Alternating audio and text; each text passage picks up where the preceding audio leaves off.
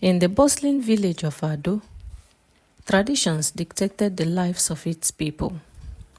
One of such customs, deeply rooted in the hearts of the villagers, was the marriage queue. In every family with multiple daughters, the eldest must marry first, followed by the next in line. For generations, this system was honored without question, bringing order to the chaos of marriage preparations and maintaining a sense of pride within families. But for the Balogun family, this tradition was about to be challenged.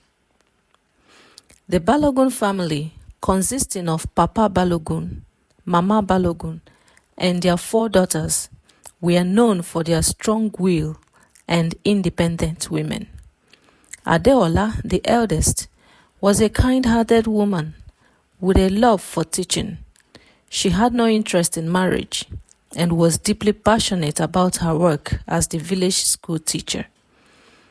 Her classroom was a sanctuary where she empowered young minds, including many young girls who looked up to her as a role model. Adeola's focus on education often drew admiration, but it also sparked whispers about her refusal to conform to societal expectations. Her younger sister, Simi, on the other hand, had recently fallen in love with Femi, a young farmer from the neighboring village. Femi, a hardworking and earnest man, had already approached the Balogun family, expressing his desire to marry Simi. But tradition stood in their way. Simi could not marry before Adeola, and Femi's request was met with hesitation. For Mama and Papa Balogun, the thoughts of breaking tradition seemed unthinkable. The tension in Balogun household grew with each passing day. Simi's frustration was palpable as her love for Femi deepened and the pressure to wait became unbearable. She spent her evenings in the courtyard gazing at the moon, confiding in her younger sisters, Tayo and Fumi. "How long must I wait?" she lamented. "My happiness hangs in the balance because of a tradition that no longer makes sense." Adeola, feeling the weight of her sister's unhappiness, began to question her own role in the situation. One evening, as the family gathered for dinner, she decided to voice her concerns. "Mama, Papa, why can't Simi marry when she is ready?" she asked, her voice steady but tinged with urgency. Her parents exchanged worried glances. Papa cleared his throat, his tone firm but uneasy. "It has always been this way, Adeola. The eldest must marry first. It is how we maintain dignity in our family." Adeola frowned, her thoughts racing. "But what dignity is there in forcing Simi to wait for me when I may never want to marry?" Her words hung heavily in the air. Mama looked down at her plate, avoiding eye contact, while Papa's face darkened with unease. Tayo and Fumi sat quietly, their wide eyes darting between their sister and their father. The atmosphere was thick with tension, and the family dinner ended in silence. Determined to fight for her sister's happiness, Adeola decided to take matters into her own hands. She began by speaking to her close friends and allies in the village, gathering opinions and support. To her surprise, many villagers, particularly the younger generation, shared her views. Some even revealed stories of their own frustrations with outdated customs. Buoyed by their encouragement, Adeola called a family meeting, inviting elders and respected voices from the village to join. When everyone had gathered in the family compound, Adeola stood at the center, her heart pounding but her resolve unwavering. She began to speak, her voice clear and filled with passion. Our traditions are important, but so are the lives and happiness of our daughters. I love my sister, and I do not want her future to depend on my decisions. I am asking all of you to consider breaking this tradition so that Simi can marry Femi and live the life she chooses. The room erupted into murmurs. Some of the elders shook their heads, their expressions a mixture of shock and disapproval. One elder, Baba Ojo, scoffed openly. "What you are suggesting is unheard of," he said. "Tradition is the backbone of our community." But another voice emerged. Mama Kemi, an older woman known for her wisdom, spoke up. "Adeola has a point," she said, her tone measured but firm. "Times are changing. Should we hold on to a tradition that causes more harm than good? So many families are in silence and empty today because of traditions like this. I think it is high time we looked into this particular tradition and shape it the way it will favor every family, because tradition is made for man and not man for tradition." Her words carried weight, and the murmurs quieted as the villagers began to consider the possibility of change. Not everyone was convinced.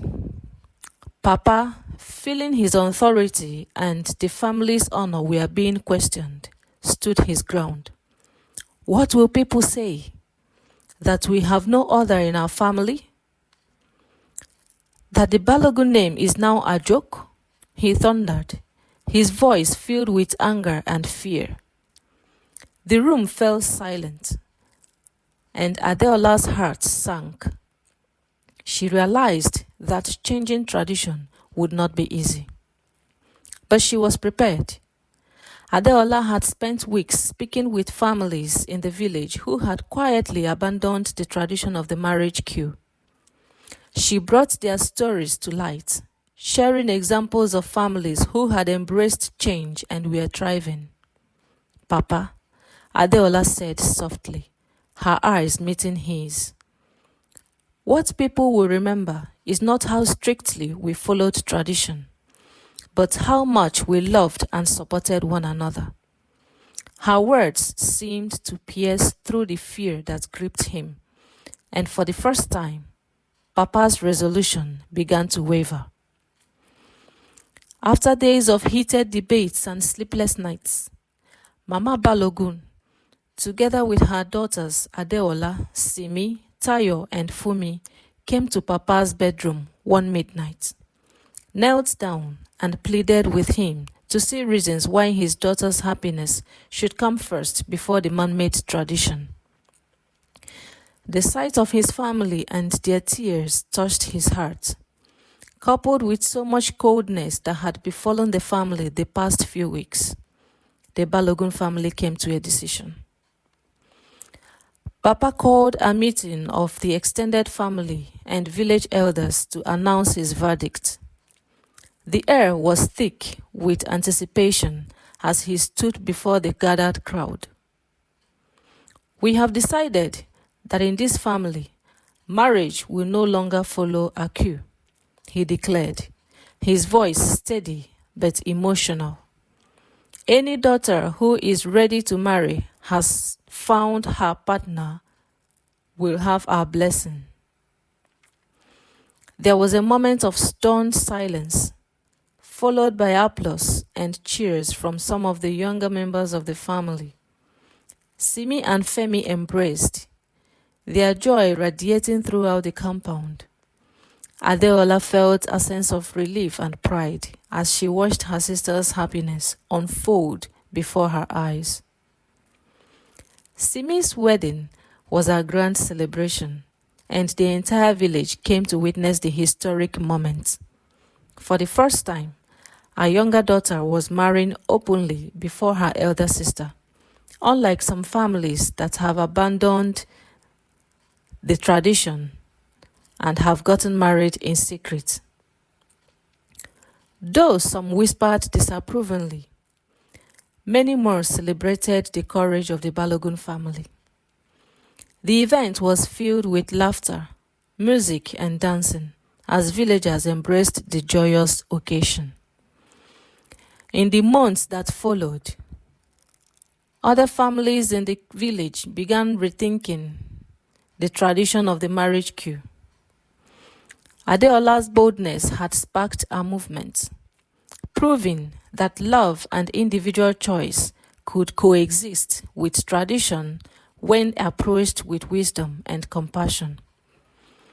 Adeola, meanwhile, continued her work as a teacher, finding renewed purpose in her role. She began incorporating lessons on self-determination and courage into her teachings, inspiring her students to challenge outdated norms. Watching her younger sisters grow and making their choices, she felt a deep sense of fulfillment. Years later, as Adeola stood in the family compound, now filled with grandchildren and great-grandchildren, she reflected on the journey her family had taken. The Balogun family had become a symbol of progress and love in Ado. Traditions still hold value, but they no longer define the futures of their daughters. Instead, the family's legacy was built on understanding, courage, and the belief that every daughter deserves the right to choose her own path. If you like this kind of story and you are interested to be receiving such stories, please share, subscribe, and like